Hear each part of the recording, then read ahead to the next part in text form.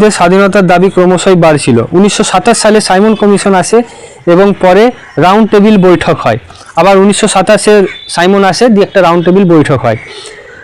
এই সবের ভিত্তিতে ব্রিটিশ সরকার 1935 সালে একটি নতুন আইন প্রণয়ন করে, একে বলা হয় গভর্নমেন্ট অ্যাক্ট 1935। তো প্রথমবার ভারতের জন্য একটা পূর্ণাঙ্গ স্বাধীনতার মতো কাঠামো দেওয়া হলো, মানে একটা একটা কাঠামো আর কি, পটভূমি, একটা মানে সিনেমার আর কি একটা স্ক্রিপ্ট তৈরি হলো আর কি প্রথম। তারপরে তো কেটে ছিঁড়ে ঠিক করা হবে, ভুল করা হবে, এই মিটান হবে, যাই হলো, একটা কাঠামো তৈরি হলো। যে এবার সংবিধান আসছে। ভারতের কেন্দ্র ও প্রদেশের ভাগ করে ফেডারেল সরকার গঠনের চেষ্টা। কেন্দ্র সরকার এবং প্রদেশ রাজ্য আলাদা আলাদা ক্ষমতা পায়।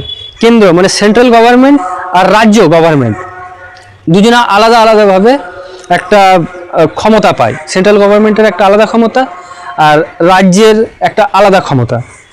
কিন্তু ভারতের দেশীয় রাজা এই প্রস্তাব মেনে নেয়নি, তাই এই ফেডারেশন বাস্তব গঠিত হয়নি। কিন্তু ভারতীয় যে তখনকার রাজারা ছিল, রাজা রাজস্বরা ছিল, এই জিনিসটা মেনে নেয়নি তখন। তো এদেরকে এই জিনিস ফেডারেশনটা বাতিল করতে হয়েছিল। আগেকার যেরকম বললাম, আগেকার 1919 সালের ডায়ার বাতিল করা হলো। রাজ্যের ভারতীয় মন্ত্রীদের হাতে পূর্ণ প্রশাসনিক ক্ষমতা দেওয়া হলো। ভারতের মন্ত্রীদের হাতে প্রশাসনিক ক্ষমতাগুলো দেওয়া হলো। কেন্দ্রীয় দ্বৈত শাসন চালু করা হয়। এবার ডায়ার কি, এবার কেন্দ্রে ডায়ার কি